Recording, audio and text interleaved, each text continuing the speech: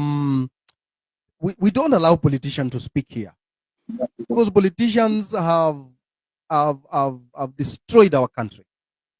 Politicians have polluted our society. And you have requested me, you said you have something very important you want to say. And I listened to you because you voted no during when the finance bill came to the house of the floor of the parliament. Can you speak, Peter? Asante. Kwanza, let me just begin by saying thanks for the platform that you have created. Indeed, when I just started listening from the word go, when you gave your remarks, I was so much impressed because you touched somewhere whereby there is a mess. You know, we have been just trying to talk, but there is a place that where Amerix you touched so deep. And this is the where we need now to go. And this is the time. Because number one, all these problems that we are facing, it is because of we have lacked a parliament that is vibrant, a parliament that can hold executive on serious oversight. Because when the constitution was made, maybe I'm not good a historian, but you're all aware that we have 3 arms of government, and each arm has its own roles. And I remember when we met with the president as young parliamentarian, he told us that the young leaders when young parliamentarians some time back, that we should legislate. Our work is to legislate. But so surprisingly, you find like if there is a controversial bill that has to go through, you will find like the members you meet with, like you remember last time we had people like Narama, they had made a deliberation position that I'm going to vote no. But the moment these guys they are called in the parliament, in the state house, when they come back from the state house, everything has changed. And that is why there is a point where you say that we need a referendum, a constitutional referendum, whereby we can separate the presidency. We cannot have a parliament that is an extended hand of an executive. Recently, you saw what just happened as a procedure of the House. We never have, we are not used to have, we always have the House business. Tuesday afternoon, then Wednesday from morning to evening, and then Thursday from 2 onwards. But if we want to have a sitting on Thursday morning, there is always a mover, and then we deliberate, and then we agree that the House is going to sit the following day. But it was very unprocedural that even most of us we were not aware that you are going to have a sitting on that particular Thursday morning. But just because somebody has received instruction from the State House that we need to get the issue of the military, that now they have to pass it in the House whether the opposition are there. So in the morning around 3, around 2, around 8 is when they are sending us message that we need to be in the House when they have already themselves have been mobilized.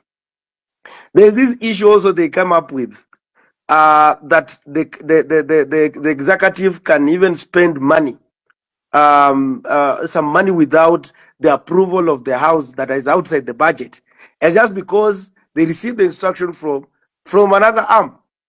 There is another one that the government can go ahead and borrow money even without there's a figure, without even notifying external borrowing, without notifying even the parliament.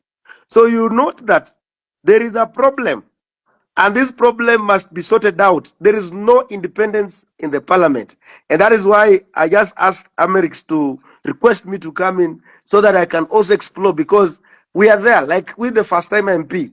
Sometimes you will ask yourself, why are we not even be able to not to speak in the House? There are those, like there's one who say that there are those who they have stayed there, so they call them. That's why he told when I was going that I cannot be monopolized here. I cannot be molested, whatever, and then I come here again because there are those who call themselves veterans. So you have a burning issue, but to get a point to speak, and then it becomes another hell. And then there is this what we call the patronage of the parties, like parties, and that is where now we have to converse. That is where we have to speak about. Why is it that these members of parliament, like the opposition, this is not about only the government side, but even on the opposition. Even me, at one point, I was removed on from a departmental committee just because of, I don't know, even I don't understand. And you ask myself, why did you? But it's because of some politics that was just happening. And then you also realize that even those who are in the Kenya Kwanza, they'll be told that you have to follow this direction. If not, you're going to be removed from the committees. So that is where we need also to have a conversation. Who gives the powers to nominate members into specific committees? And I want to also thank the LSK. And I was so much worried. I remember even I told I was worried if Faith Adhiambo will accept Odhiambo will accept the welcome to full Kenyans that they are trying to look at an inquiry commission to look at the issue to do with the debt position of this country. And I want to tell you that there is a report that was done, and this report was done by there is a committee that is there. It's a select committee called the Public Debt Committee that is mandated to look at the debts of a country. So when I heard about the president talking about that, he's forming an inquiry commission when I've never heard about. Yes. Go on. Yes. When I heard about him saying that he has formed an inquiry commission to go and look at this, that when we already have a report that implicated that the Eurobond money never came into this country, and people were paid, by the way, were paid. And so, again, what is really, that's why for those who have heard me speaking even on public rallies in public, I ask myself a question. I'm not a good historian, but in 2013, I wasn't so much into politics. I was still in school, and I used to hear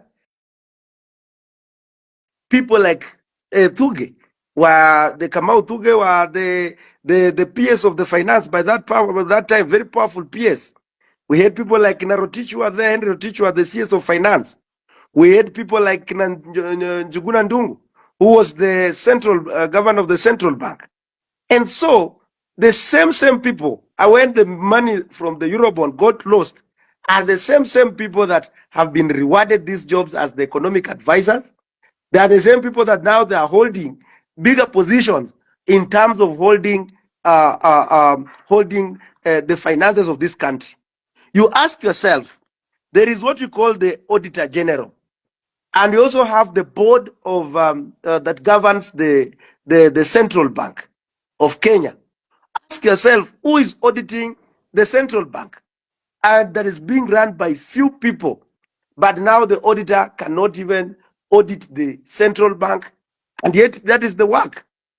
So those are the things that I think as the highlights of this, because this nation lies in your hands, and I'm happy that you have studied the dynamics of the politics of this country.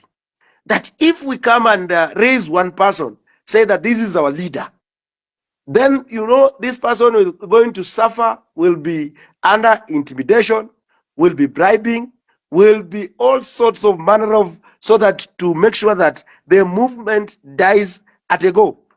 So when you, and that is why I want all of you to remain with that slogan.